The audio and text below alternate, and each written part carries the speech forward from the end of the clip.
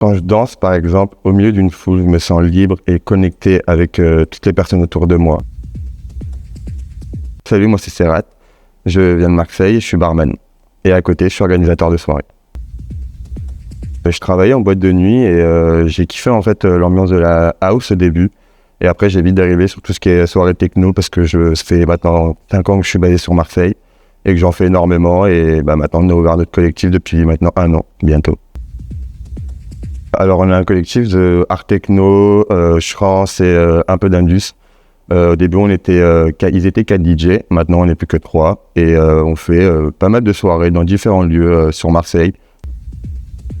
Je dirais les orgas qui ne s'intéressent pas vraiment à leur public, qui vont plus être là pour créer une soirée, apporter de l'argent, mais pas vraiment faire plaisir à son propre public.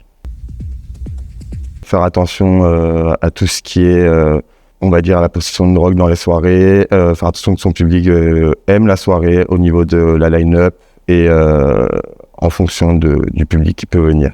Essayer de bien gérer l'organisation, que ce soit au bar, que ce soit au niveau des DJ, tout ça.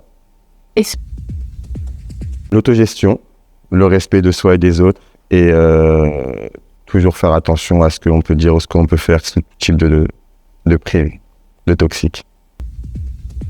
J'ai pas vraiment de club approprié parce que Paris, j'en ai pas fait énormément, mais sur Marseille, on a un sound system qui s'appelle la Soft Connection qui nous loue énormément de sons, de système son et à la fin d'année, il y a quelque chose de gros qui se prépare avec eux.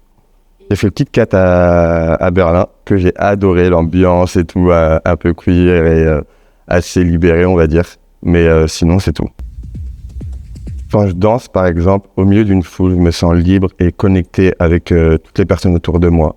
Peu importe le style, l'ethnie, quoi que ce soit, on se sent libéré et on partage un moment incroyable, que ce soit sentimentalement parlant ou même physiquement. On rencontre des gens incroyables, donc c'est vraiment pour moi une stage place quand je me mets à danser au milieu d'une foule. Je pense vraiment à rien, je ferme les yeux et je laisse mon corps suivre le son en fait. Le son m'emporte et je me lâche et je vis le moment. Oui, main aux fesses ou même des réflexions, que ce soit quand tu es aux toilettes, des hommes qui te disent tu veux pas me sucer ou des choses comme ça. Donc ouais, j'en ai déjà vécu même en tant qu'homme. Ça arrive pas qu'aux femmes, c'est pour tout le monde. Je n'ai pas vraiment de message à faire passer à un DJ, mais plus à tous les DJ en général. C'est merci de ce qu'ils font pour nous et de ces moments qu'ils nous font ressentir.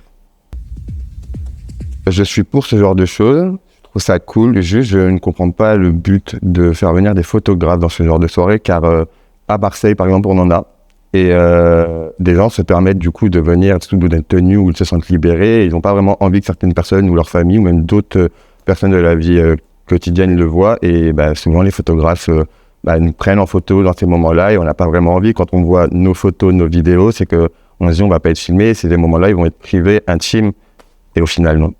Donc des fois c'est pas respecté. Pour quelle raison allez-vous en soirée techno? Pour la line-up, vos amis ou ce que vous pouvez trouver à l'intérieur?